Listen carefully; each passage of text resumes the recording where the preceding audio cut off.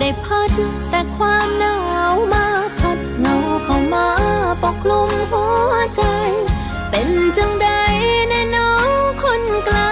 กำลังเหงาใจคือกันบ่ห่มผ้าแน่เด้อยามนอนพักผ่อนหลายๆหัวบ่หน้าหนาวปีนี้คงได้แค่รออ้อมกอดจากคนคิดพอหลาย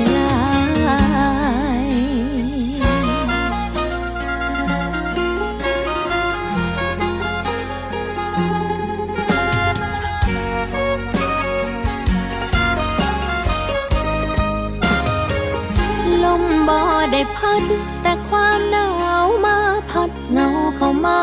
ปกคลุมหัวใจเป็นจังใดแน่น้องคนไกลกำลัง